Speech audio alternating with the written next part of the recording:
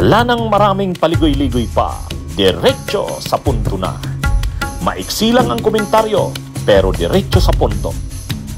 Maraming kuro-kuro, may tiwali, may totoo. Dito, sa puntong diretso tayo. Punto diretso.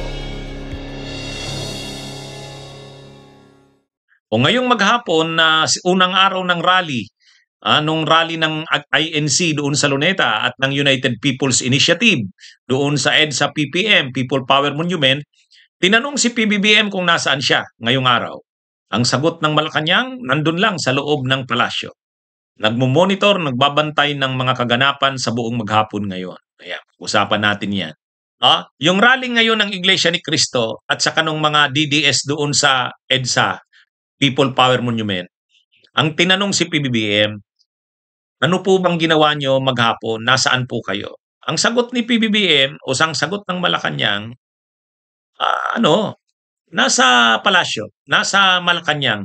Inantabayan daw ni PBBM, nakabantay sa sitwasyon ngayong araw, palasyo.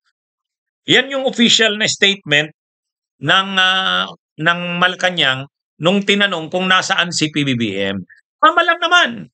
Tama lang yun. Nasubaybayan talaga ni PBBM ang maghapon ngayon.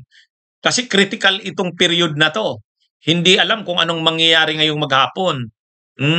Kasi 3 araw yan. Pero ngayong unang araw, makikita gaano ba karaming tao.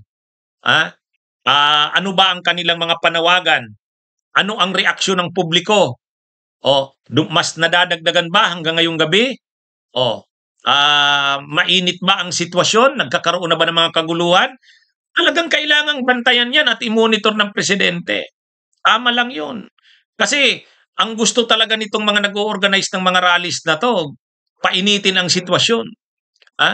Alam naman natin yan, EDSA type of pricing talaga. Sabi nga ni former Secretary Ronald Llamas, yan talaga yung gusto nila. EDSA type of pricing, pag-aalsa hanggang sa mag-withdraw ng support ang military sa administrasyon. So anumang kaguluhan, anumang mga naiibang kaganapan, dapat maagapang kaagad ng gobyerno, ng administrasyon. Kaya tama lang na ang presidente nakasubaybay, nakabantay sa buong maghapon na mga kaganapan.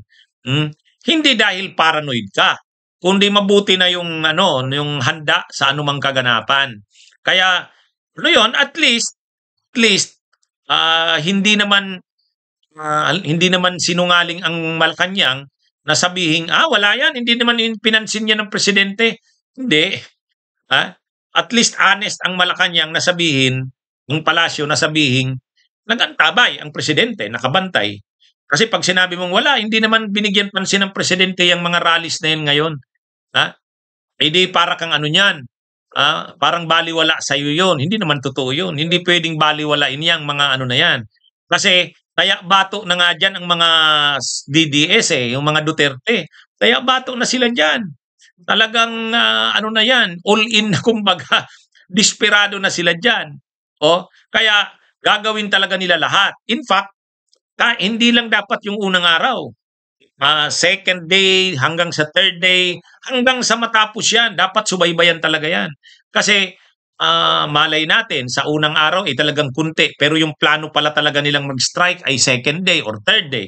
Kaya yan, tama lang na minumonitor ng presidente para makapag-instruct talaga siya kung mayroong mga emergency na sitwasyon, extraordinaryong sitwasyon, kaagad-agad maka-instruct ang presidente, maka-action. Mahirap kung lumalaki na, hindi mo na parang sa apoy, hindi mo na maapula, kalat na.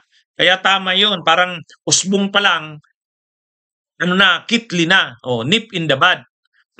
Ganyan din si nung mga panahon, yun yung error ni ERAP Ang error ni ERAP, nagsisimula ng mag-mobilize ang mga tao.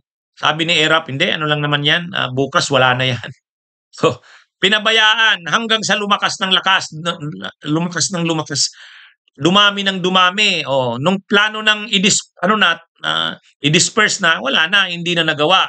Kasi ang dami na, milyon-milyon ng tao.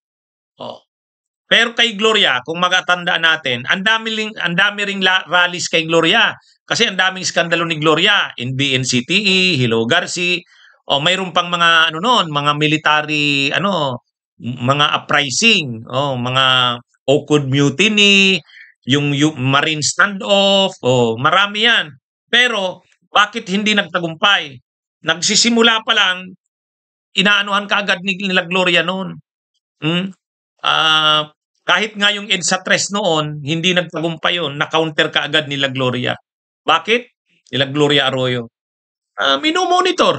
Minomonitor yung buong pangyayari. Kailangan talagang bantayan ang bawat development. Baka ang tawag doon, kung mag-explode yung sitwasyon, masyadong hindi mo na makontrol. Dapat pa lang, maaksyonan kaagad. Lalo pa talagang gagatungan ng mga DDS na lumaki kung sa apoy, kumalat ang apoy na ito. Parang apoy yan eh. Gusto nila ikalat yan, lumaki pa hanggang sa hindi na makontrol ng administrasyon. Yan ang gagawin ng mga DDS eh. Kaya nga kanina, yung mga DDS pumunta sana doon sa mga Duterte supporters, pumunta sana sa Luneta. Sasanib sala sila doon. Mag-agitate sila, mag-iingay sila doon para yung mga tao magsisigaw ng kung ano-anong slogan na panawagan ng mga DDS. Ang problema, hindi sila pinapasok. Hindi sila pinapasok ng mga miyembro ng Iglesia ni Cristo. Pahiya yung mga DDS eh. Siyempre, gusto rin ng Iglesia ni Cristo na i-preserve na sila. Hindi naman sila nagrally para kay Duterte. Gusto nilang kasi marami ring negosyo ang iglesia, marami rin silang mga interest na kailangan rin protektahan. Hindi sila pwedeng lumaban talaga ng todo sa Marcos. Hindi sila pwedeng lumaban ng todo, kaya may pagka-neutral pa sila kunwari. Hindi, syempre pro Duterte sila, pero ayaw nilang mamarkahan. Pag sumanib yung mga DDS doon, maiiba na. Kaya ito, ang maghapon ngayon, binantayan ng Malacanang yung mga nangyari. Tama lang yun. Mahirap na mabigla ka na na pala, kalat na. Hindi mo na makontrol. Kaya at least naman, honest din ang Malacanang na sabihin, nagbantay ang presidente. Kaysa sasabihin na, wala, hindi namin yan. Ano naman yun? Mayabang naman yun na parang hindi mo nire-recognize na seryoso itong nangyayari ngayong araw. Pero hindi ka rin pwedeng yung paranoid o sobrang takot. Hindi. Balance lang. Hindi mo i-ignore, pero hindi rin yung paranoid ka na. Kaya tama lang yung ginawa ng Malacanang ngayong maghapon. Bunyog, bunyog, halikan na kasama ka. Bunyog, kapag buklod ay may pag-asa. Luzon, Visayas, Mindanao, isa ang pananaw.